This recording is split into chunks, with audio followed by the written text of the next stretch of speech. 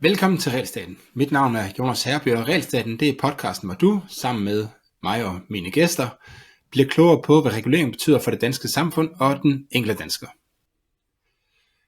Nogle af de mest interessante oplevelser, jeg har haft, det har været i forbindelse med havet, både fordi jeg godt kan lide at sejle, og ligesom stort set alle andre danskere kan jeg godt lide at bade.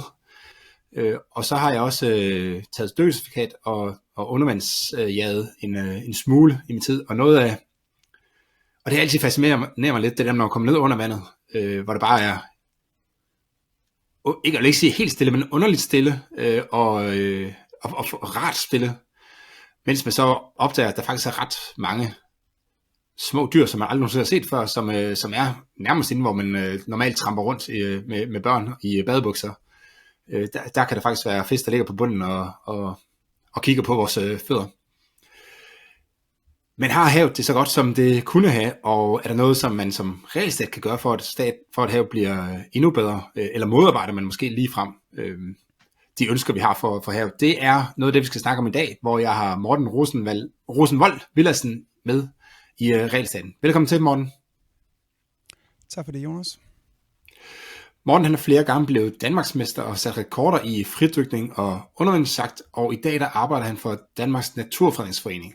Og jeg føler, at jeg har kendt Morten i meget lang tid, fordi jeg lyttede til hans podcast, som hedder UV Podcast. I har den ikke mere, vel? Ej, den er ikke aktiv længere. De ligger jo stadig derude, alle afsnittene. Jamen, der var, og jeg vil faktisk sige, mange af dem kan jo stadigvæk lyttes til med, altså uden, de bliver ikke som sådan forældet, for det handler jo meget om fisk og sæsoner og så videre, ikke? Men måske er der nogle af tingene, der er lidt forældet i forhold til fiskebestanden rundt omkring, men det kan vi måske komme nærmere ind på i løbet af i dag. Morten, vil du ikke starte med lige at fortælle lidt om din baggrund, fordi jeg går ud fra, at du har lavet andet end bare fridykning og undervandsjagt. Jo, jamen tak fordi jeg må være her.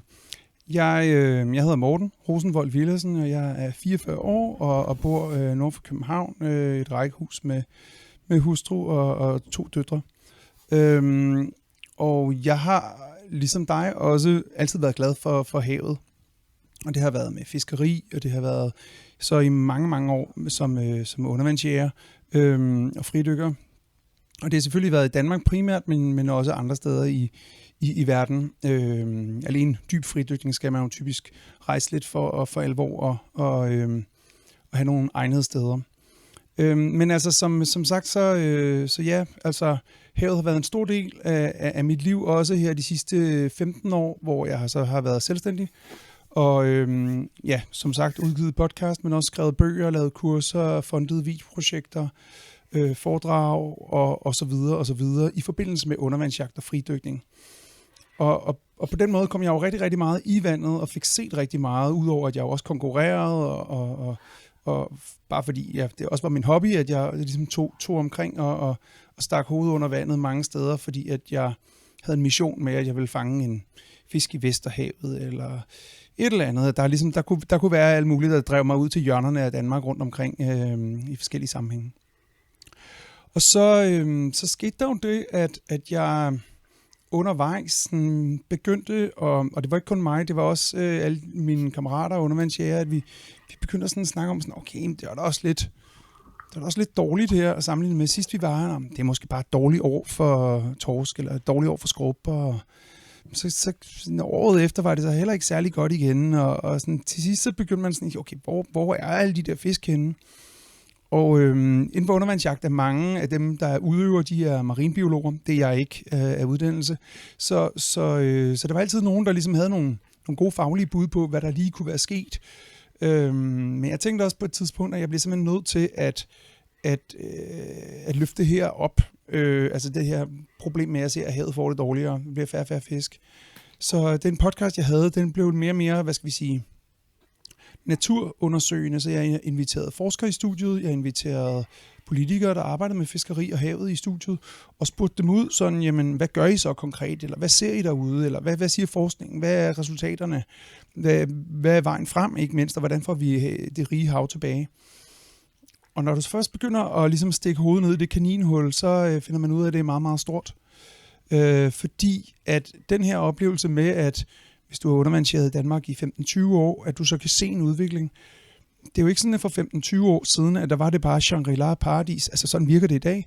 Men for 15-20 år siden, så kunne du jo stadigvæk snakke med de gamle knakker nede fra Tykkerklubben, som kunne fortælle om dengang i 90'erne, eller dengang i 80'erne, eller du skulle have set i 70'erne, hvor store torsk, eller hvor mange ål, eller hvad det nu kunne være.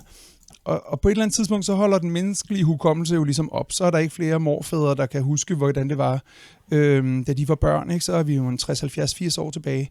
Men så begynder man så at kigge i bøgerne, om det måske var der også en fortid før morfar. Og så begynder man at læse om fiskeriberetninger fra Espergære, og hvordan de fangede helleflynder og havkatte i vildskab i Øresund, og det er så bare 100 år siden, og man tænker, det er jo godt nok vildt, begynder at kigge på gamle udbredelseskort og så videre, og så finder ud af, at det har væltet rundt med ting, som vi slet ikke har nu. Der har været fladøstersbanker i Nordsøen på størrelse med, jeg ved ikke, Fyn eller sådan noget.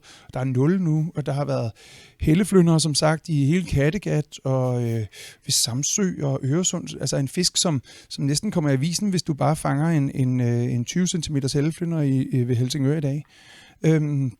Så der er sket et kæmpe skifte for, hvad det er for et hav, vi har, og hvad det er, der svømmer rundt derude, ikke?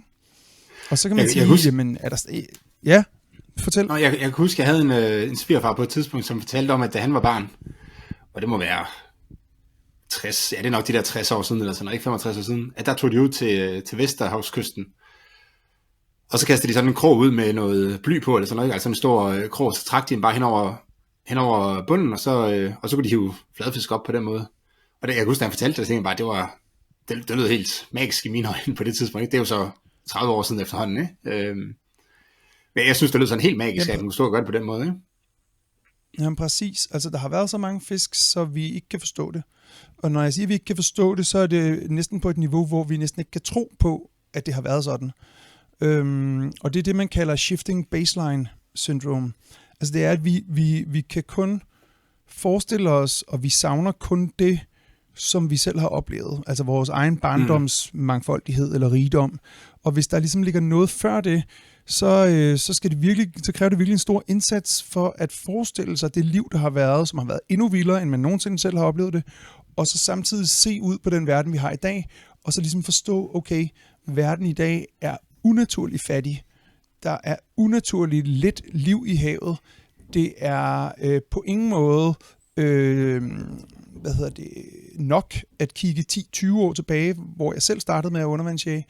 Det er heller ikke nok at kigge tilbage til, da min morfar var dreng. Jeg skal kigge i bøger, og så kan vi alligevel kun komme så langt tilbage i forståelse som måske 100-150 år eller 200 år. Og det er klart, fordi hvis vi begynder at læse om Saxo, den gamle Danmarks historiekrøniker der, han beskrev jo omkring Øresundsfiskeriet efter sild, høstsild, at der var så mange sild, at en lanse kunne stå oprejst i vandet. Altså den sank ikke, den stod ligesom oprejst. Og så er det, man begynder at tænke, den er god med dig, Saxo. Altså vi kan jo nok blive enige om, at der har været mange sild, og vi kan jo se på samfundsøkonomien, at det har været en vanvittig indbringende forretning at høste alle de her sild. Og noget sådan meget konkret, det er, at man kan se, hvor mange af de der blymarkater, du skulle have på siden af jollen for at være tilladet at fiske i det der fiskeri. Der skulle du købe sådan et blymarkat. Den blev der solgt 37.000 af. Så der har været 37.000 joller på Øresund i gang med at fiske sild. Det fortæller lidt om mængderne. Altså, og der var faktisk så mange. Altså, det har jo nok været de bedste år, ikke? Men Øresundsfiskeriet efter sild, det var jo ongoing i 300-400 år, så det er mange år, ikke? Altså, ja. Det har selvfølgelig været gode år, dårlige år, og det er selvfølgelig heller ikke alle år, at du har fuldstændig logbøger over skat og indkomst og alle sådan nogle ting. Men man har rimelig gode data på det, netop fordi det var så reguleret, fordi at staten skulle tjene penge på det, og så videre. Og så er der også det, at man på et tidspunkt var nødt til at indføre lovgivning. Fordi at i og med, det var høstsild, så kom de jo der under høsten, og det betød, at der var mange landbrug, hvor høsten simpelthen fik lov at stå og rådne på markerne, fordi folk var taget ud at fiske, hvor de, man kan sige, burde have været blevet hjemme, men der var simpelthen bedre penge i at fiske. hvilket så skabte nogle samfundsøkonomiske udfordringer, der gjorde, at man simpelthen måtte lovgive ud af, at der kun var en vis procentdel, og man simpelthen sætte kvoter på, hvor mange der fik lov til at forlade landbruget for at tage ud og fiske. Så det fortæller i hvert fald lidt om, at vi har haft en helt vanvittig forekomst af sild der for 500 år siden. Og det er jo sådan nogle små nedslag, som man ligesom, så må man ligesom selv lægge brikkerne sammen og sige, okay, havet har set helt anderledes ud, når der har været så mange sild. Måske ikke så mange, at en lanse ikke kunne gå ned i Øresund, men helt tydeligt har det været en måde at beskrive på, at der har været vanvittige mængder af sild. Har du nogensinde været i Norge undervandsjag? Ja, det har været mange gange. Okay, jeg har set nogle af de videoer, der man nogle gange ser deroppe fra, hvor hvor der svømmer så mange torsk, at det handler ikke om at finde torsken, det handler om at så udvælge den torsk, man gerne vil skyde, ikke? Og det ser jo sådan lidt magisk ud, når man ser det. Og det er jo også en meget god, shifting baseline kur. Det er jo netop at tage nogle steder hen, hvor der er lidt mere uspoleret, hvor der ikke er så overfisket, hvor havet simpelthen har det bedre, og så se, okay, der kan simpelthen være så mange fisk i et hav. Så det er ikke måske bare noget, min morfar fandt på. Sådan er det stadigvæk nogle udvalgte steder i Norge, eller hvor man ellers skal komme hen i verden. Jeg ved ikke, hvordan man skal sætte billedet på, men det lyder lidt som om, at hvis man tager ud i den blå planet, eller et andet af de her store akvarier, så får man nogle af fornemmelsen af, at okay, de har puttet lidt mange fisk ned i det her akvarie her, fordi de svømmer ret tæt. Men i bund og grund, så lyder det nærmest som om, det du siger, det er, at sådan ser havet faktisk ud, hvis det trives rigtig godt. Ja, altså det er faktisk et meget godt billede, det er ikke lige tænkt på, men det er jo klart, at vi intuitivt og selvfølgelig tænker akvarier som noget kunstigt, og sådan lidt too good to be true. Men to ting, som akvarier de viser os, det er, at det er et eksempel på netop mange forskellige arter, mange forskellige fritsvømmende fisk rundt mellem hinanden, i sådan et virvar, hvor man tænker, wow, men også sigtbarhed. Altså vi i Danmark, så tænker man jo Danmark som sådan noget grønt, grumset vand, og det har vi jo nu. Men det er også vigtigt at forstå, at det er ikke naturligt. Altså det er noget, vi har skabt via vores landbrug og måden, at vi behandler havet på generelt. Altså at tidligere har vi haft ålegræs, det ved man, det har lavet med undersøgelser af, der voksede ud til 15 meters dybde, måske nogle steder 17 meters dybde. Og det er ålegræs er en græsart, ligesom du kender den fra græsplænen, så den har brug for sollys. Så den kan kun vokse så dybt, hvis der er så klart vand, at solens stråler kan komme derned. Lige nu kan solens stråler komme ned, så der vokser ålegræs de dybeste steder i Danmark er måske 5 meter. Men vi har altså, man kan sige, haft en dybdegrænse for ålegræs, som lå 3 gange så dybt. Og det siger altså noget om, hvor meget sol, der kunne skinne ned gennem det meget klare vand, vi har haft for 100 år siden. Og så skal du tænke mere sådan noget, netop Norge eller Middelhavet, eller sådan noget, for at få en sigtbarhed, svarende til det, som vi har mistet. Så det er jo også en akvarie, reference, ikke? Altså, at du har også typisk meget klart vand i akvarier. Og det er faktisk naturligt. Vi burde have så klart vand i hele Danmark, væltende rundt med fisk, og en bund, der var dækket af muslinger og alle mulige forskellige bunddyr, som lå filtreret vandet og skabte en hård, levende bund. Og man kan sige, grund til, at vi... det er interessant at snakke om det her med, hvad der er sket for... Eller hvordan havet så ud for 100 og 200 år siden. Det er jo fordi, det på en eller anden måde er med til at så ligesom vise, hvad den øvre bare for, hvad vi kan opnå. Som, det kan godt være, at vi selvfølgelig kommer endnu videre, hvis vi begynder at lave noget kunstigt, ikke? Men i hvert fald, hvad der er muligt inden for den naturens egne rammer, kan man sige, hvis ikke den bliver forstyrret. Ja, og det er en god pointe. Ja, kom bare, ja. Jamen, jeg siger, at det er en god pointe, fordi man kan sige, at havet er jo en ressource, og har altid været en ressource for mennesker. Men man kan jo så konstatere, at i og med, at vi har haft et hav for 100 år siden, med masser af fisk og meget klart vand, og levende bund og så videre, sammenlignet med i dag, så har vi forvaltet den naturressource rigtig dårligt. Og den naturressource er jo desværre, det er jo ikke kun et sted, altså eksempelvis kvoter vil være det oplagte svar, men det er desværre ikke kun der, at man skal ligesom skrue på knapperne. Der er mange steder, der påvirker havet. Stort set alt, hvad vi laver på land, påvirker havet. Men det er klart, at noget af det mest direkte, det er jo netop, jamen, hvor mange fisk fanger man, og så i særdeleshed, hvordan fanger dem? Er det en skånsom, eller er det en skadelig metode, man bruger til at fiske med? Ikke? Og det er klart, at hvis man ikke gør det ordentligt, så ender man med at udhule den naturressource, man har, indtil den er meget lille, og at økosystemet i en eller anden grad er blevet totalt forandret og undermineret måske. Lad os lige snakke om den om lidt, fordi inden vi springer til at snakke om, hvad vi bruger havet til, så kan vi godt snakke om, hvordan skal, altså nu, det er jo ret åbenlyst, at det skaber værdi i form af, at man kan trække fisk op af havet og spise dem. Men det skaber også værdi på andre måder. Altså, der er jo en grund til, at man er villig til at betale mere for et hus, der ligger tæt på kysten, end et, der ligger inde i landet. Sådan helt generelt. Ikke? Ja. Så det skaber jo værdi på mange måder. Men i hvor høj grad mener du, at det er afhængigt af havets tilstand, kan man sige?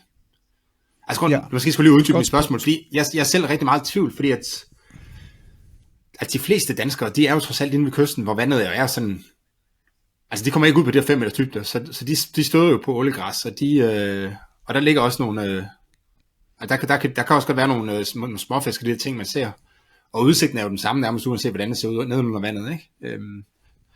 Så hvordan, altså hvilken, hvad tænker du om det? Altså hvad tænker du om den værdi, som havet skaber, som er ud over lige at hive fisk op?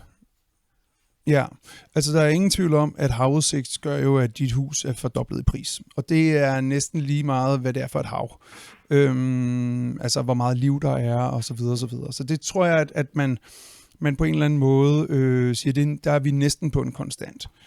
Jeg tror alligevel, at der er nogle ting, man går glip af, hvis det ikke er et rigt hav i god balance.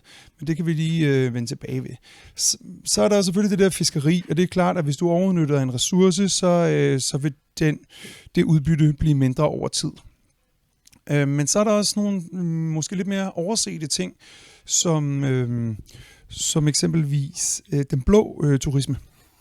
Og den blå turisme, det er jo sådan noget som lystfiskere fra Tyskland, der tager til Langeland og fisker torsk, eller tager til Øresund og fisker torsk, eller til Fyn rundt omkring og står og fisker havørreder, eller sådan nogle ting. Men det er jo også dem, der kigger fugle, og dem, der tager på sådan nogle fornøjelsesture.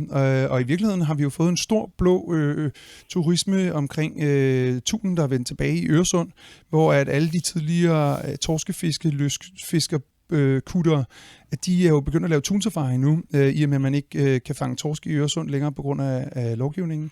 Så der har man fået et kæmpe opsving. Øresundskvaret har lavet 420 tunsafarier i 2024. Det er seriøst god business, at man har et hav, der er attraktivt. Altså så attraktivt, at folk vil betale for en guide, tager en med ud på havet. Måske dykning, måske bare sightseeing, måske vise frem, måske bare en oplevelse. Måske er det sådan noget, leisure cruise i forbindelse med... altså vi kan jo se af sådan nogle naturfænomener, som for eksempel Sardine Run ved Sydafrika, altså hvor alle sardinerne kommer ind, og fuglene styrtdykker ned, og hvaler, haj, og fuld gas på wildlife. At det er virkelig noget, der trækker folk til. Og det samme gør jo de her tun her, men det kunne vi sådan set have i hele Danmark, stort set. Delfinsafari og hvalsafari og fisketure og dykkerture og sådan noget i en meget, meget højere grad, hvis vi havde meget mere klart vand, vi havde mange, mange flere fisk. Og så er der jo alt det der afledte med, at du har en lystfiskergrej butik, som sælger blink og alle sådan nogle ting, og du har en dykkerbutik, der sælger dykkergrej og så videre. Så der er en masse afledte ting, for slet ikke at snakke om hotelovernatninger og restaurantbesøg af alle de turister, der vil komme for at opleve det her fantastiske liv, ikke? Og man kan sige, at Danmark har virkelig meget kyst. Så vi er et sted, hvor vi har en kæmpe upside i potentiale i forhold til at få endnu mere af den her blå turisme op at køre. Og den leverer altså en langt større pose penge, end fiskeriet gør på nuværende tidspunkt. Men det kunne blive markant større, ikke? Men det er klart, at på en eller anden måde er de jeg ved ikke som sådan sige hinandens modsætning, men det er klart, at man kan ikke køre for hårdt på fiskeriet, uden at det nok også går lidt ud over den blå økonomi. Men og så igen, der er jo også noget værdi i, at du har en turkismalet fiskekutter liggende i havnen, og det skaber også noget stemning. Så det der kystfiskeri er jo også en ting, og arbejdspladser året rundt i udkantsdanmark på en større båd, som måske ikke er så kønt malet, men som er lidt mere effektiv, har jo også en værdi. Så det er jo ikke fordi, at jeg siger, at vi skal fjerne fiskeriet eller et eller andet. Vi skal bare være ops på, at det er ikke gratis, og det er ikke kun fiskeriet, det går ud over, når vi overudnytter en ressource. Det er også det, vi mister i eksempelvis turismeindtægter og blå økonomi og afledeffekter af det. Altså noget af det, som jeg nogle gange tænker på, det der med, at altså det er jo dejligt at bo tæt på vandet, fordi det er dejligt at bade og sådan noget, ikke? Men, og jeg kan også godt lide at lystfiske, eller jeg kunne godt lide at lystfiske, tror jeg måske en bedre måde at sige, men det er altså sjovere at lystfiske, hvis man har sådan en reelt følelse af, at jeg kunne godt risikere at fange noget.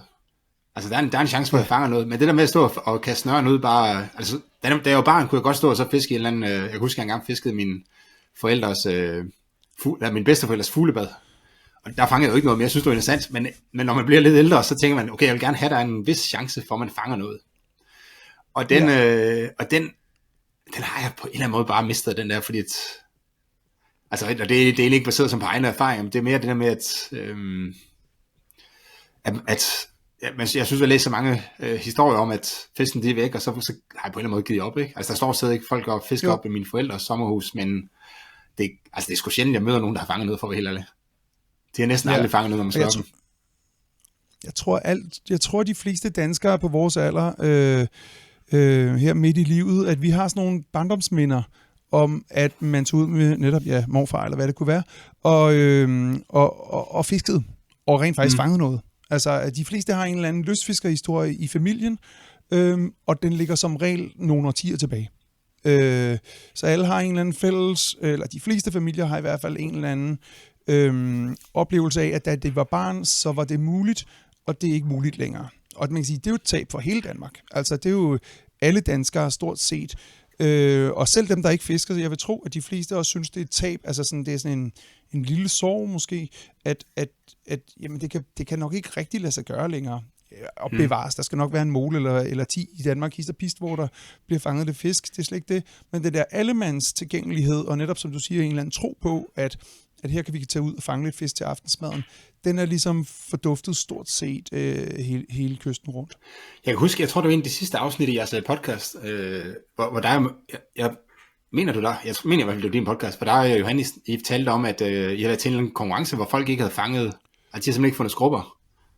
Som ellers er den der, man siger, dem, er det 6, der er max, eller sådan noget, man fanger, og dem fanger folk altid, fordi ja, præcis. Skrubber var der bare rigtig mange af, men der er simpelthen været til en konkurrence, hvor der bare ikke var skrubber. Ja, og det skræmmende var, at det var et sted, hvor vi ved, at vi ganske få år forinden havde fanget masser. Ja. Så man kan sige, så der er ingen tvivl om, at fiskeriet og fiskebestandene, særligt kystnært, er gået voldsomt tilbage. Altså for nogen er det netop den der oplevelse af, at den her fisk var sprøjtende almindelig, og så 5-10 år senere, så den væk, altså som i 0, eller ganske få eksemplarer, ikke?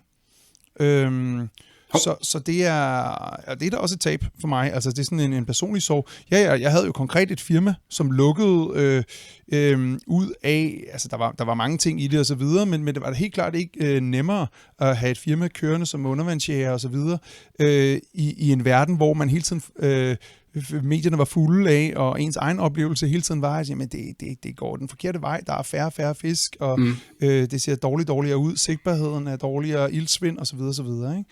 Så jo, altså der er mange små tab og mange små ofre sådan hele vejen rundt, og jeg tror også efterhånden, at danskerne, jeg tror ikke, de finder sig i det. Altså, jeg tror, de er oprigtigt vrede og sure over sådan, hey, kan vi ikke passe på det her hav? Altså, vi har meget identitet og glæde og netop barndomsminder bundet i forhold til det der hav der.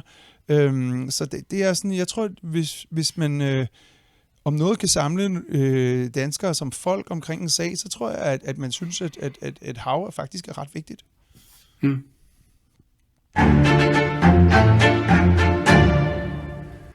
Jamen, så lad os snakke lidt om det, Morten, fordi altså, hvad er det? Hvorfor er der ikke fisk? Måske er det helt overordnet spørgsmål, ikke? Og der er jo forskellige ting, der påvirker, hvor mange fisk, der kan være i vandet. Der er klimaforandringer, der er landbruget, der er fiskeri, der er forurening fra byerne osv. Og kan man sige noget om, hvad hver dem her... Altså lad os lege en leg, hvor hvis man kunne pille en af de her faktorer ud, altså hvordan vil den ene faktor så påvirke fiskeriet? Altså hvis vi nu påvirke fiskebestanden, hvis man holdt alle de andre konstante, ikke? Så hvis man for eksempel fjernede landbruget, altså udledninger fra landbruget, hvad har man nogen, altså det er måske svært at sætte en præcis procent på, men har man så nogen idé om, hvor store de forskellige faktorer betydning er? Man har sådan nogenlunde idé om det, og vi er jo ude i måske 10-15 forskellige presfaktorer, men du har fat i 2 af de rigtig store, og jeg kan lidt efter, hvordan man ser på det, så er det jo nok landbrug eller fiskeri, der løber med førstepladsen i forhold til påvirkning af havet, ikke? Okay. Så hvis man holder op med fisk, så kunne man godt få en meget større bestand. Altså så havet kan egentlig godt rumme fisken, eller hvad man siger. Ja, det kan du godt sige. Altså der er ingen tvivl om, at hvis du stoppede med at fiske, så er meget af det næring, som landbruget udleder, altså det vil jo ligesom blive bundet i organismer, der var levende og svømmet rundt. Det kunne være måske første omgang i muslinger, som filtrerer vandet osv. Altså det er klart, at fjordene, hvis bare landbruget fortsætter som nu, og man kun stoppede med, så det vil være døden for fjordene. Altså fordi at de er bare hårdt belastet, ikke fordi de er ligesom ramt fra alle sider. Men mange af de åbne områder, de vil klare sig sådan nogenlunde, hvis man ikke fiskede. Altså det er klart, at jo længere vi kommer fra land, jo større presfaktor isoleret bliver fiskeri. Og det vil ikke være et fantastisk hav og så videre, men det vil på mange punkter, og der vil sikkert være mange arter af fisk, og vi vil se et meget større liv, hvis vi pillede fiskeriet ud af ligningen, så at sige. Fordi det er klart, at hvis du forestiller dig fødekæden, altså havets fødekæde, og modsat den på land, der kan du sige, der har du planter, planteædere, rovdyr, og hvad ved jeg, ådselsæder til sidst, ikke? Eller et eller andet. Men i havet, der har du så måske en 7-8 trin, eller så videre. Og i øjeblikket, så er der mange ledige pladser på hver led, eller på hver niveau i fødekæden. Fordi vi har fanget torskene, vi har fanget hajerne, vi har fanget, altså så videre, så videre, så videre. Så der er kun dem på de allernederste pladser i fødekæden tilbage, så at sige. Og vi kunne jo for så vidt godt ønske os, at en masse af den næring, som blev til iltsvind, at det i virkeligheden svømmede rundt som levende store kroppe op på de pladser i fødekæden, hvor der var bedre plads. Og det bliver sådan lidt teoretisk og langhåret og så videre, men jeg tror, det er vigtigt at forstå, at vi kommer ikke i mål uden at skrue på nærmest alle knapper, altså i forhold til med et rigt hav, men det er helt klart, at vi skal tage fat i landbrug, og vi skal tage i fiskeri som de allerførste, fordi de er de allerstørste påvirkninger. Og hvad kommer så derefter?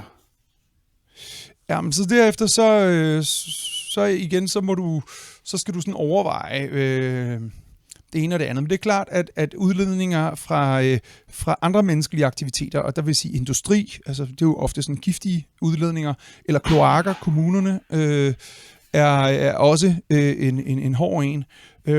Så det koster også meget, og det er jo også, men igen, det er jo mest lokalt der, hvor det bliver udledt, og så bliver det jo ligesom optyndet, og igen så er fjordene hårdt ramt, fordi at der er bare lidt vandudskiftning, og der er mange udledninger og så videre, ikke?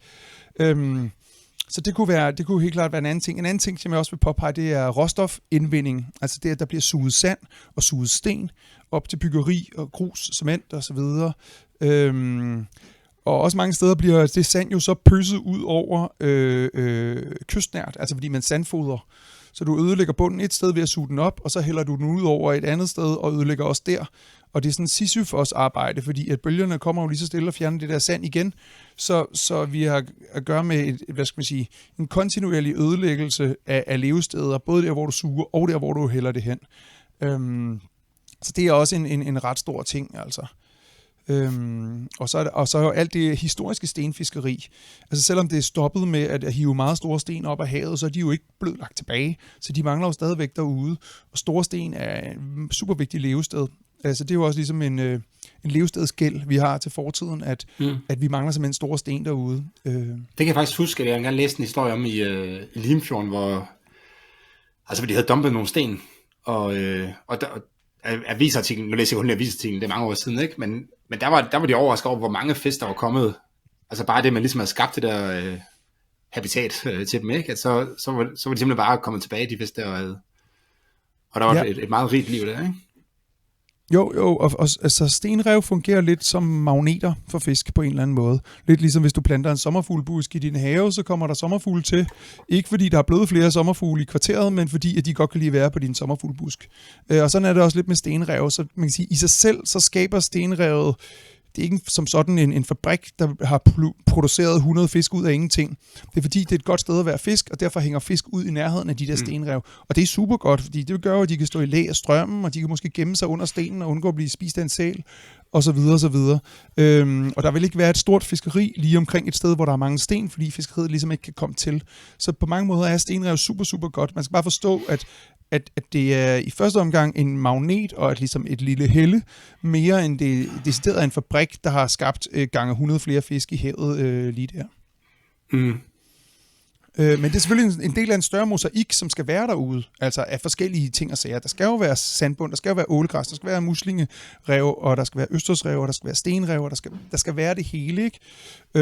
Og man kan sige, hvis vi nu tager fat på bundtrål, altså fiskeriet, med bundtrål, så trækker man jo det her redskab hen over bunden, som så går lidt ned i bunden, vivler en masse ting op, men ligesom barberer det hele, så at sige.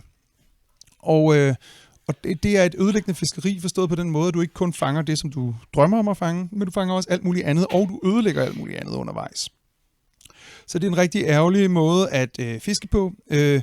Man kan sige, det er meget effektivt i forhold til jomfruhummer, men andre former for fiskeri, der er det typisk også muligt at fange de arter, man nu går efter, med andre former for redskaber, som er mere skånsomme. Og jeg drømmer om, at man lægger om til et mere skånsomt fiskeri, fordi at jomfruhummer, fiskeriet og trålet der er rimelig skadeligt, og særligt sådan et område som Kattegat er enormt påvirket af det. Jeg læste en LinkedIn-tråd, du sendte til mig. Der virker det som om, det nærmer sig sådan en symbiose mellem det her bundtrål og jomfruhummer. Altså, jo mere du tråler, jo flere jomfruhummer kommer der. Ja, jeg kan lige tage det kort igennem den, ikke? Altså, man kan sige, det som mange undrer over, det er jo, jamen altså, hvis fiskerne har trålet her i 20 år, hvordan kan de så blive ved med at have en god fangst? Og svaret på det er fordi, de fanger jomfruhummer. Og jomfruhummer er en ådselsæder, en lille hummer, som lever i muddergangen på mudderbund. Og det vil sige, at hvis du tråler hen over sådan et område, så bevarer du, at der bliver ved med at være den her mudderbund. Der kommer ikke alt muligt, der vokser op og gør det til noget andet. Men også, at du slår en masse fisk ihjel, dels som bifangst, men også bare smådyr og ting og sager, der bliver kvadret af det her trål her. Så du skaber et område, hvor du har masser af ådsler og døde fisk liggende, og du har den her mudderbund, som de godt kan lide. Og så er det i virkeligheden en meget god, forudsætning, eller meget god miljø for en jomfruhummer at være jomfruhummer i. Så man kan sige, bundtrål og jomfruhummer hænger rigtig godt sammen, og fungerer rigtig godt, og man kan sige, isoleret set kan du sige, jamen, vi er ikke i gang med at overfiske jomfruhummerbestanden, fordi der bliver flere og flere, men hvis du kigger på økosystemet, så kan du se, jamen, der er ikke nogen torsk. Og det er jo også godt for jomfruhunder, fordi torsk spiser jomfruhunder, så du har også fjernet alle rovfiskene. Men der er heller ikke nogen hajer, der er heller ikke nogen rokker, de er jo også bundlevende, så de bliver også taget. Helleflynder er der heller ikke længere nogen af. Havkatter er der heller ikke nogen af længere, de bliver også taget i trål. Så alle de fisk, der var der engang, og som var store og svømmede rundt og fyldte hele vandsøjlen osv., de er væk nu. Så er der sådan en nøgen mudderbund tilbage, og nede i den nøgen mudderbund, så lever de her ådselsæder af de ådsler, som så kontinuerligt bliver slået ihjel og kastet ud over reglingen. Så det er sådan, altså, og jeg er med på, at der er mange nuancer i det her, men det er sådan den grove skitse af, hvordan man kan blive ved med at fange jomfruhummer med bundtrål, uden at der bliver færre jomfruhummer på sigt. Og hvordan er det egentlig reguleret i dag? Nu tænker jeg på fiskeriet. Der er nogle steder, hvor man ikke må fiske, og andre steder, man må bruge bundtrål og sådan noget, ikke? Jo. Altså det jeg sidder for generelt. Det jeg sidder og forestiller mig, det er, hvis altså der må jo være en grund til, at man bruger bundtrål, og hvis det er meget nødvendigt, kunne man så ikke have nogle afgrænsede områder i havet, hvor man siger, her bruger vi det, og så har vi de andre til sådan noget, altså hvor fiskene så kan udvikle sig og være. Jo, og den balance er man kun lige gået i gang med at se på. Altså hidtil har det bare været fri leg i forhold til valg af fiskeredskaber med undtagelse nogle ganske få små områder. Så, eller nogle hensyn, som ikke har handlet om natur. Altså eksempelvis har der været trawlforbud længe i Øresund på grund af trafikale argumenter. Så man kan sige... Så det er jo, men man er begyndt at kigge på det lige så stille. Man er ikke begyndt at indføre noget eller effektuere noget for alvor, men man begynder at kigge lige så stille på, måske var der et par steder, hvor vi skulle give havet helle, og så se, om vi ikke kunne få glæde af af det økosystem, som langsomt genetablerer sig de steder. Og så er det jo altid, altså så kan man jo sidde som en grøn organisation, som jeg gør i Danmarks Naturfredningsforening, og sige, at det er alt for få og alt for små områder, det er alt for sent, og det går alt for langsomt. Og det tror jeg, de fleste biologer vil være enige i. Men det er ligesom øvelsen, fordi at der er nogen, der ligesom har hævdvundet en ret til at tråle, eller fiske, eller hvad de nu vil, stort set alle steder. Så jo, altså man ser det, hvis du kigger til udlandet, så ser man de steder, man opretter fiskerireservater, no-take zones eller tilsvarende, at så opbygger fiskebestandene sig, og det spreder sig ud, også uden for zonerne. Og det gør faktisk, at der også kommer et bedre fiskeri efter fisk uden for zonerne. Så det er et kendt greb, og det virker, altså globale sammenlignende studier viser, at det her, det virker. Så det burde man også gøre i Danmark. Hvordan ser det så ud i Øresund? Nu du sagde, der var forbud mod fisk torsk, og man kan heller ikke tråle derude. Så det lyder vel et eller andet sted positivt? Ja, jo, altså det kan du sige. Altså Øresund har længe været det gode eksempel på stor torskebestand og levende ræve på bunden, og der har ikke været trålet osv. Det har jo foregået 90 år. Det er fortsat et sted med enormt rig bundfauna. Men det er også et sted, hvor at de sidste i hvert fald 5 år er der blevet færre torsk der også i Øresund.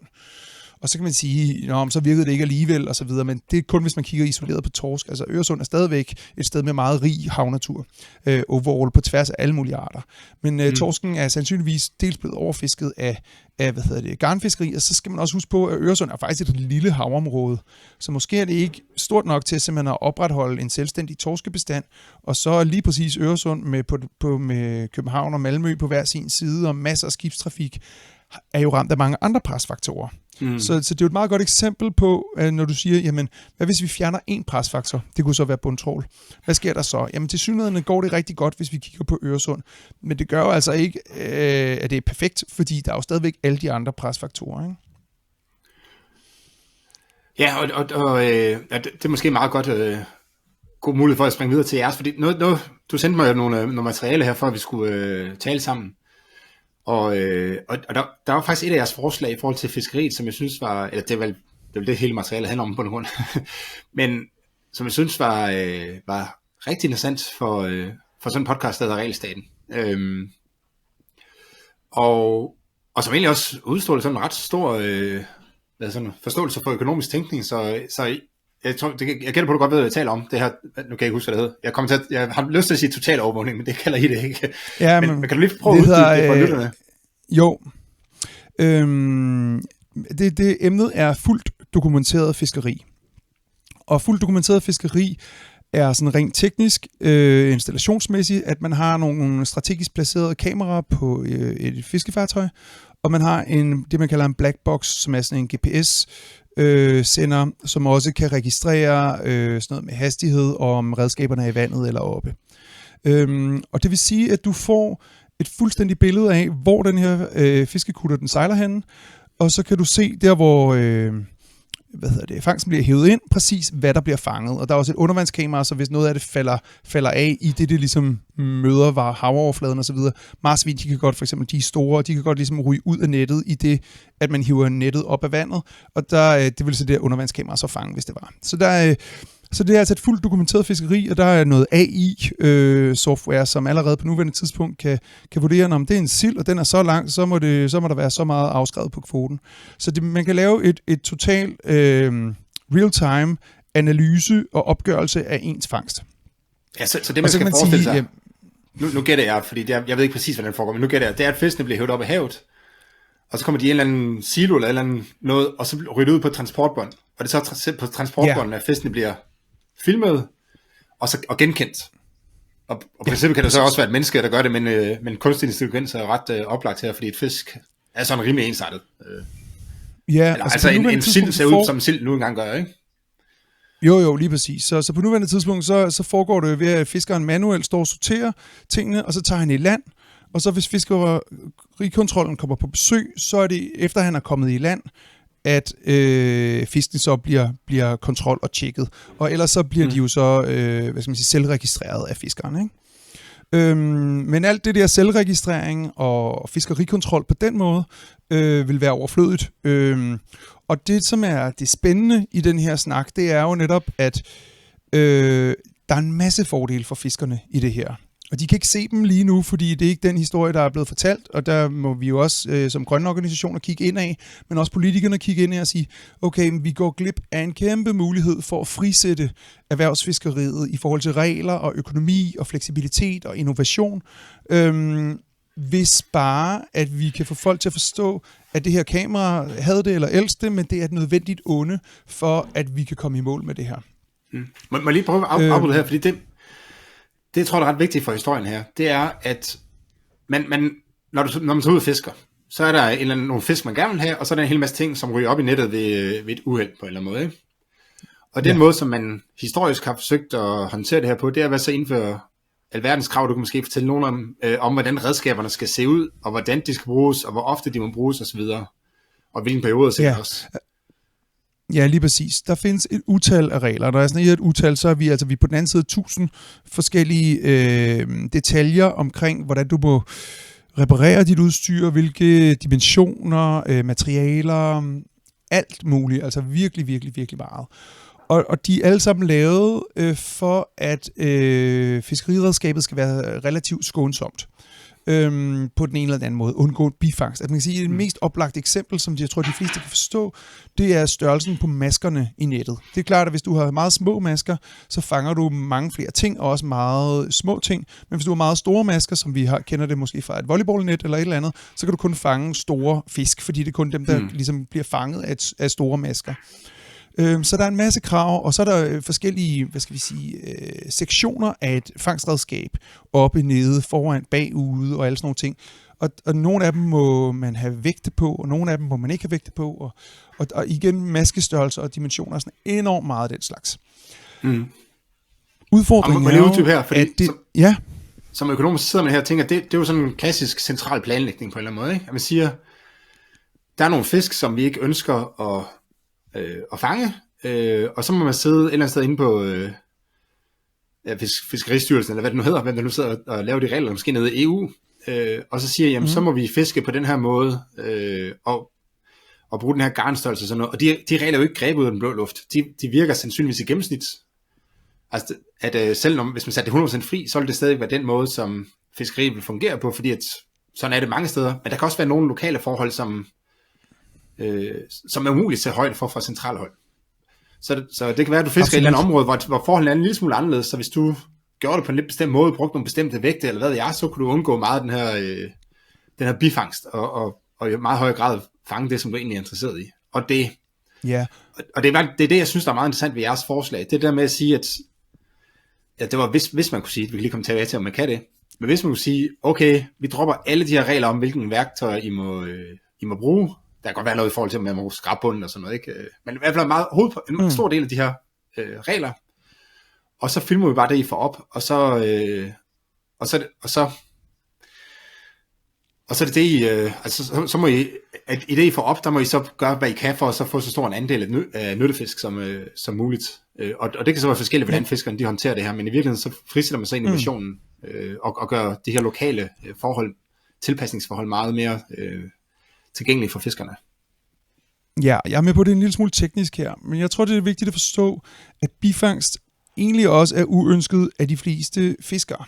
Men den er ikke så uønsket igen, fordi i princippet for, altså sådan helt isoleret set for den enkelte fisker, så kan vedkommende, selvom det er ulovligt, bare vippe det ud over siden. Hvis han vipper det ud over siden, og det aldrig bliver registreret nogen steder, så bliver det heller ikke modregnet nogen kvoter. Og det vil sige, at den fisk, den dør, fordi de er typisk døde, særligt hvis de er fanget på en trål. Fisken bliver ikke til noget, det er bare krabbeføde, eller jomfruhummerføde. Og den kommer aldrig til at reproducere sig selv, men du får heller ikke nogen penge for den. Men du har alligevel brugt energi på at fange den, og hive den gennem vandet og op, og så videre. Så det er dårligt for så vidt for alle, men på en eller anden måde, så kan fiskerne, der er ikke noget incitament for alvor for fiskerne til at undgå det. Hvis de nu blev stillet til ansvar for samtlige ting, de hæver ombord, fordi kameraet registrerede det, AI og alt det der, så vil der være en meget tydelig incitament til, at de undgik det. Og så begynder man at blive kreativ som fisker, og så tænker man, okay, jamen, hvis vi undgår fiske her på den her tid af året, og vi laver den her modifikation med nettet osv., men så løber de bare ind i regel nummer 1631, som skulle forhindre bifangst. I det her tilfælde, men i det her tilfælde, så virker den regel, eller den her redskabsmodifikation, måske omvendt, og det er meget realistisk, at det kunne være sådan. Eller den er måske til en båd, som i virkeligheden har en anden dimension, end den, som jeg sejler i, eller who knows what. Man skal forstå, det er meget kompliceret, det her med redskaber. Så når der er så mange regler, plus 1500, så sætter det en kæmpe, pind i hjulet for at finde på nyt og så videre. Og derfor så fanger man bare sin bifangst, og hvis ingen ser det, så ryger den ud over reglingen, og det taber både naturen og fiskeren og fiskeriet også på sigt på alle sammen. Men det skaber også en dårlig sådan stemning, altså sådan tillid mellem myndigheder og fiskere, NGO'er og så videre. Altså i virkeligheden burde vi jo alle sammen arbejde sammen for et stort og rigt hav. Men fordi der er så meget snyd og ballade og uregelmæssigt trav og så videre, så er der sådan en mistillid indbygget i hele systemet og alle stort set aktører på havet, også fiskere imellem, altså garnfiskerne jo for de andre fiskere og så videre, fordi at man ved, at der er sådan lidt, der er sgu nogen, der laver lidt lyssky gerninger. Og det vil være fedt at undgå det. Det vil være langt bedre ressourceudnytning. Og det vil også i sidste ende give et bedre fiskeri, fordi incitamentet var der hele tiden til at undgå mere bifangst, til vi forhåbentlig var nede på et niveau, vi kunne leve med. Fordi lige nu, så alt efter hvilket fiskeri, så er der jo op til 50% af det, der bliver fanget i nettet, som er bifangst. Det vil sige uønsket, bliver smidt ud. Og kommer aldrig nogen til gode. Så det er bare død og ødelæggelse i kølvandet på den målfangst, som det kunne være jomfruhummer, men det kan også være andre arter. Altså jeg tror, jeg har sagt mindst 1000 gange, når jeg har talt om sådan noget detailregulering. At, lad os tage de her stik, som EU nu har standardiseret. At det betyder, så nu får vi det samme stik overalt, men det betyder så også, at nu bliver det meget sværere så at udvikle et endnu bedre stik til telefonerne. Fordi på en eller anden måde, så bremser reguleringen udviklingen, og det er jo det samme her i fiskeriet, ikke? Hvis du siger, at nu skal du bruge den her maskestørrelse, eller hvad det er, jamen så har du så stoppet udviklingen der, så kan fiskerne ikke lokalt forfine deres metode i forhold til at så minimere bifangsten, fordi der er den her teknologi, de skal bruge, ikke? Jo, og det har jo været nødvendigt, for der har jo ikke været et alternativ. Altså nu findes det teknologiske alternativ, det eksisterer. Så nu kan man faktisk gøre det. Og det kræver selvfølgelig, at man så beslutter i EU, at man kan gøre det. Men jeg vil lige påpege en anden ting også, som også vil hjælpe fiskeriet. Det er jo, at i øjeblikket, så skal de ligesom melde hele tiden, at nu skifter jeg farvand, for eksempel. Så skal de melde det, sådan så der er styr på, hvor de fisker. Eller nu kommer jeg i havn om 2 timer, fordi så skal fiskerikontrollen nå at starte deres Opel Kadett og køre derhen og holde klar på havnen til når de kommer, så de kan tjekke, hvad der bliver landet. Og alle sådan nogle ting. Og det vil også sige, at hvis fiskeren kommer til, det kunne være Gillelejehavn, så skal vedkommende ligge 19 minutter, indtil at, hvis han udsejlede lidt hurtigere, end han havde planlagt, indtil at tiden er gået, sådan, så vedkommende kan komme i land og stå klar til en eventuel fiskerikontrol, som måske kun er der, hvad ved jeg, 1 ud af 100 gange. Så kan han føle, at han ligger derude og spilder tiden med rette. Ikke? Men hvis man nu havde den black box, der konstant overvåget, hvor er du? Hvor fisker du? Og det er kameraer, som hele tiden viser, hvad fanger du? Men så slap vi for mange af de der manuelle registreringer, dokumentationskrav, komme i land på bestemte tidspunkter, gøre rede for, hvilken fangst du har fanget præcis hvor. Alle de der ting, som fiskerne, som jo, altså generelt så er de jo trætte af skrivebordsarbejde og dokumentationskrav og detaljestyring derude. Og det slap de for den dag, de siger, jamen selvfølgelig skal vi have kamera og blackbox på, eller politikerne sagde, selvfølgelig skal vi have kamera og blackbox på, og det gør så, at vi kan gå ned til EU bagefter og sige, nu har vi altså styr på præcis, hvor de fanger, hvad de fanger, med hvilken hastighed osv. Så nu vil vi gerne lige have en lempelse af følgende regler. Det har man før lavet i forsøgsfiskeri, så det kan lade sig gøre, men det skulle så være, på sigt skulle det være en generel ting, at man så fjernede mange af de her dokumentationskrav og redskabsbegrænsninger og kontrolkrav osv. Hvad er fiskeriets argument imod det her? Deres stærke argument er, at de føler sig overvåget. Og nogle af dem, altså det er jo også sådan helt lavpraktisk, altså nogle af dem har måske ikke et sted, man kan besørge ombord, så det gør man ud over reglingen eller et eller andet, så der kan være sådan nogle ting, hvor de siger, det er altså ikke lyst til, at der er et kamera der, eller så videre, så videre. Og der er det også vigtigt at forstå, at kameraet jo dels på grund af sådan noget AI-blur, men det er også placeret steder, hvor det ikke ligesom er menneskeovervågning. Det er altså de filmstumper, jeg har set, så ser du sorteringsbordet, hvor fisken er, så ser du nogle blå handsker, der ligesom, og det er det, du ser til mennesker, ikke? Men jeg kan, altså det er det der med, jeg har ikke lyst til at blive overvåget. Og man kan sige, at nogle af dem har jeg måske også en rutine, hvor de fisker måske lige på kanten af reglerne og så videre. Og så er det klart, at så vil det måske være ødelæggende for den måde, de bedriver deres fiskeri på, hvis alt bliver dokumenteret, som det rent faktisk foregår lige nu. Og så kan man også godt forestille sig, at hvis du står og sorterer, og du laver en fejl, mens du står og sorterer, så kan du ikke ligesom slippe afsted med at lave en fejl, og alle fejler jo, det kender vi jo. Vi kan jo sammenligne med folk, der laver pluk og pak i en webshop eller et eller andet. Ikke? Så når du står der og får en masse ting forbi skrivebordet, og den skal til højre, den skal til venstre osv., så kan du lave fejl. Og der håber jeg, at hvis man indfører det her kameraovervågning, at man så har lidt konduite om at sige, at vi accepterer en vis fejlmargen eller et eller andet, så folk ikke føler sig stresset over at skulle stå der og lave et fejlskøn på det ene eller andet niveau. Men det er ligesom deres argumenter, det er den der overvågning. Jeg kan godt se, at det bryder lidt med den der romantiske forestilling om Wild West og Lonesome Cowboy og fri fugl ude på havet og så videre, at man har sådan en kamera og en GPS og alle sådan nogle ting. Men udfordringen er bare, at der har været så meget urent trav i det her fiskeri, og især nu, hvor vi måske skal have trawlfri zoner, så er det ret vigtigt, at vi reelt får trawlfri zoner, hvor at der ikke bliver fisket og ødelagt for det mådehold, som andre viser. Jeg husker en gang var på besøg på et slagteri, hvor de fortalte, at de havde og de havde egentlig 2 kontrolsystemer. Der var Fødevarestyrelsens kontrolsystem, hvor de kom, jeg tror det var 10 gange om året, og så tog de nogle prøver, og hvis så var der fejl i nogle af de prøver der, så fik de så en stor bøde. Og så ved siden af det havde de så deres eget kontrolsystem, som jeg husker det, 12.000 prøver om året, som de så delte med, dem delte de så kun med kunderne, men ikke med Fødevarestyrelsen, fordi at når du tager 12.000 prøver, så vil det altid være lidt, altså alle har prøvet at så købe en pakke kød i supermarkedet, og så åbner den sådan dårligt, for det er umuligt at så undgå med, altså når man har med levende dyr og sådan noget at gøre, ikke?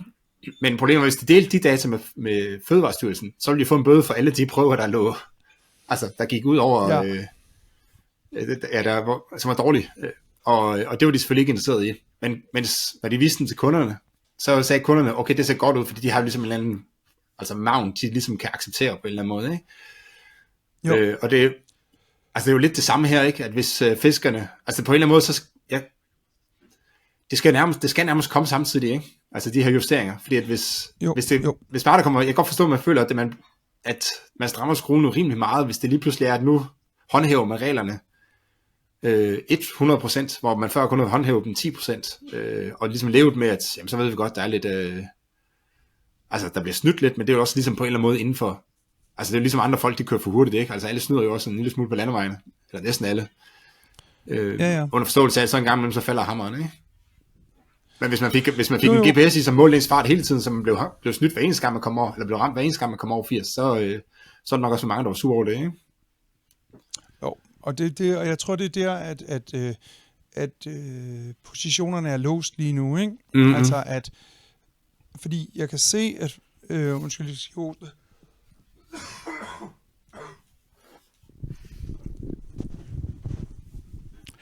jeg kan se,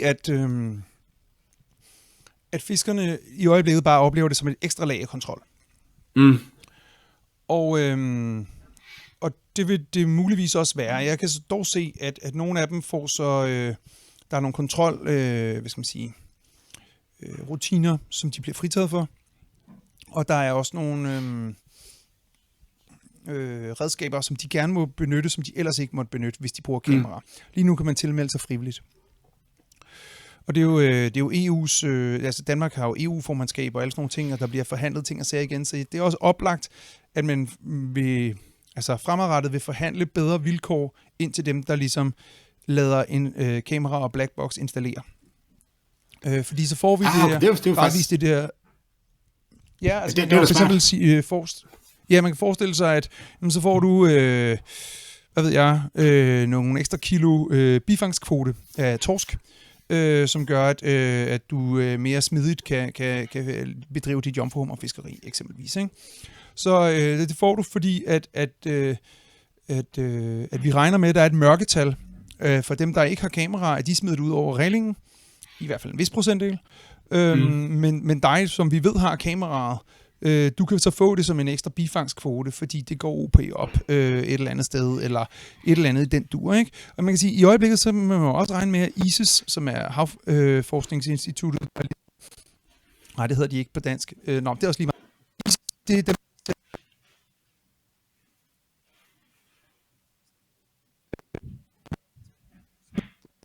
forventer aldrig bliver registreret. Der er ingen, der ved præcis, hvad det antal er på, men de er jo nødt til, hvis de skal lave et kvalificeret skøn, altså at regne det her med, at der bliver nok også smidt lidt ud, og der er nok lidt uregistreret fangst og alle sådan nogle ting, så vi får lige justeret lidt. Og det kunne man så fjerne jo. Altså dem kunne man bare lade folk fange, hvis de så rent faktisk havde kamera. Og der ville du så belønne alle dem, som kunne finde ud af at fiske uden bifangst, i stedet for, at det var en generel ting, som bliver blevet trukket ned og trukket fra alle. For lige nu er det jo, uanset hvilket fiskeri du bedriver osv., så er det jo påvirket af, at man bliver nødt til at iregne et mørketal, selvom det kun er en mindre del af flåden, der har det der udsmidsproblem, ikke? Ej, det der synes jeg lyder som altså som oplagt vej at gå, ikke? Og sige, at du kan vælge mellem 2 kontrolregimer. Den ene her, der har vi alle de her regler, og du har de her kvoter her. Det andet kontrolregime, der har du et kamera, og med så langt færre regler, og også lidt større kvoter i forhold til bifangst og sådan noget. Ja, men kan man allerede det i dag, eller hvad? Altså, om man kan det på uddyb? Altså kan man vælge, hvis du er fisker, kan du så vælge at bare springe over på det andet regime, eller? Ja, det kan du sige. Altså man kan sige, at lige nu så kan fiskerne vælge at tilmelde sig den frivillige kameraordning, eller de kan lade være. Alt efter hvilket fartøj de er og så videre. Men de fleste har en eller anden form for valgmulighed. Og der gælder så en lille smule, man kan sige, regelsystemet uden kamera er enormt udbygget. Så den ordning, den er enormt etableret her. Det er jo, man kan sige, det er jo reelt den, der har eksisteret altid. Så det nye kontrolsystem, det er et meget godt udtryk, altså det nye kontrolsystem med det fuldt dokumenterede fiskeri, deres måde at have den her kontrol på, er jo overhovedet ikke udviklet. Altså sådan, så det er... men det er noget, som jeg helt klart synes, at det burde dansk fiskeri bevæge sig i den retning. Du kan også se, så vil du få de der fangstdata ind med det samme. Altså det vil også i forhold til kvotesætning og så videre. Ofte så er kvotesætningen baseret på 2-3 år gamle fangster. Altså data, men du vil jo få real-time kvote feedback ind for fangsterne, hvis du havde det her installeret, ikke? Så du vil have meget mere præcise videnskabelige kvoter. Fiskerne synes jo altid, med rette sikkert, at kvoterne ikke er overensstemmende med deres virkelighed. Men det er jo fordi, at der er 2-3 års respit fra den fangst, de havde, til den anbefaling kommer, og den bliver implementeret. Så også af den grund vil vi simpelthen have en bedre forvaltning og en mere smooth forvaltning, og kunne reagere, hvis der så netop var overfiskeri, eller tegn på kollaps, eller tegn på sindssygt meget, eller hvad det nu kunne være, så ville vi også kunne reagere og justere vores kvoter langt hurtigere. Så man kan virkelig godt sige, at en måde at så få implementeret det her, det er så gør det altså simpelthen mere og mere attraktivt at være med på den her ordning her. Fordi vi mener jo, at der er nogle gevinster ved at gøre det. At vi undgår så meget udsmid og sådan noget. Så i bund og grund, så er det i virkeligheden at så forbedre forholdene under fuldt dokumenteret fiskeri. Indtil de bliver så gode, at altså stort set alle fiskere vælger at gå den vej. Jo, og til sidst så må man jo nok også bare acceptere at sige, jamen nu bliver vi simpelthen nødt til at flytte de resterende fiskere ind i fremtiden, ikke? Eller leve med, at hvis der er en eller anden gammel fisker, som sejler rundt og gør det på den måde, han altid har gjort det, så sige, han fylder 0,001% af fiskeriet, det kan vi leve med. Ja, lige præcis. Der er flere måder at gå til det på, ikke?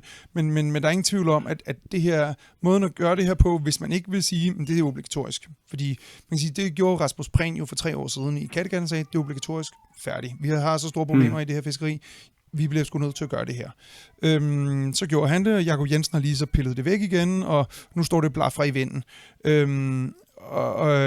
Heldigvis er der så nogen, der har tilmeldt sig frivilligt, så dels kan man jo også se den data, man får ind med alle de frivillige, og sammenligne.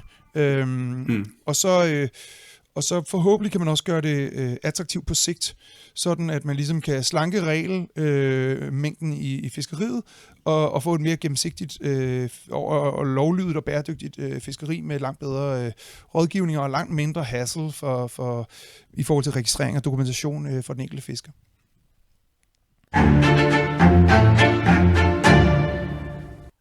Morten, jeg tror, det var en meget god måde at så få sluttet podcasten på, lige få opridset her, hvad vejen frem er. Der er jo nok, altså man siger, der er noget, der tyder på, at vi nok på en eller anden måde skal ændre reguleringen i hvert fald. Og man kan jo så stramme den gammeldags måde, kan man sige, og løsne lidt den nye måde at gøre det på, og så håbe på, at man får en bedre regulering af fiskeriet fremadrettet. Jeg synes i hvert fald, den der med, altså økonomer snakker nogle gange om, at reguleringen skal være markedskonform. Forstået på den måde, at den skal efterligne et frit marked så meget som muligt. Så derfor vi godt kan lide CO2-kvoter.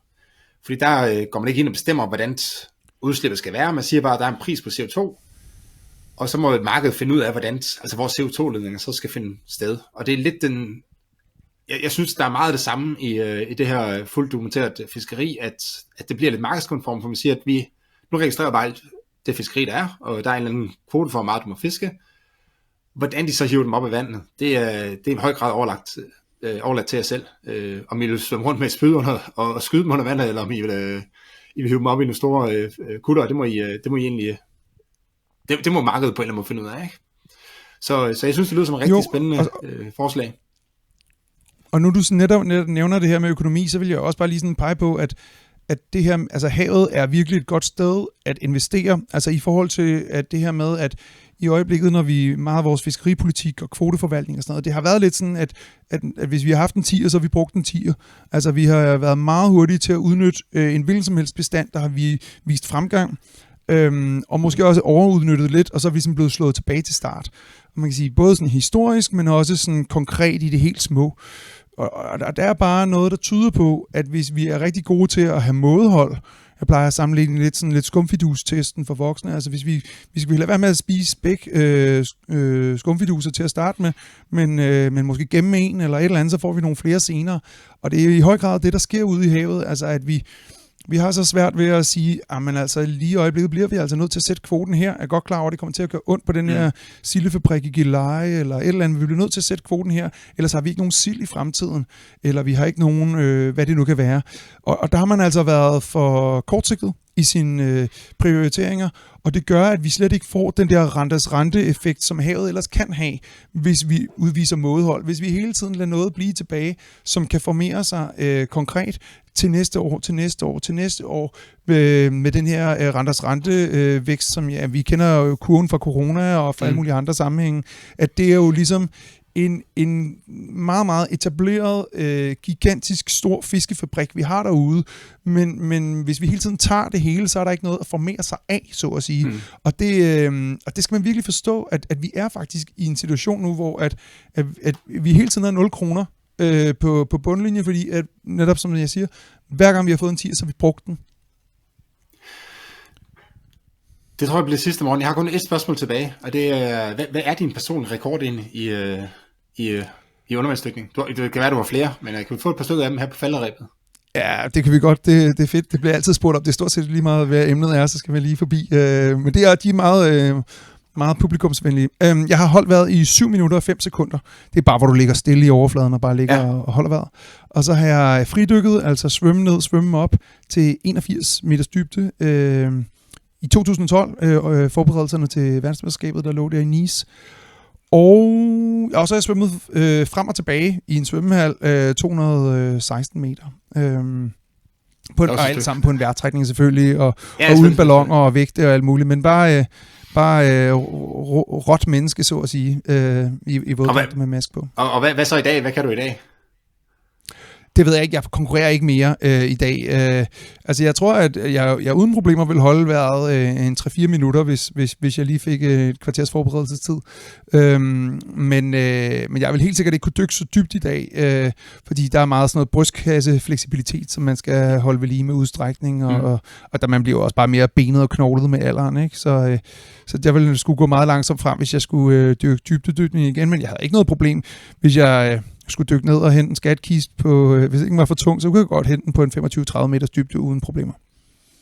Og så noget, som jeg faktisk spekulerer på, det, nu ved jeg ikke, om du stadig har de der kurser der, men hvor sådan en almindelig fyr i 40'erne, som måske kan holde hvert i et halvandet minut eller sådan noget.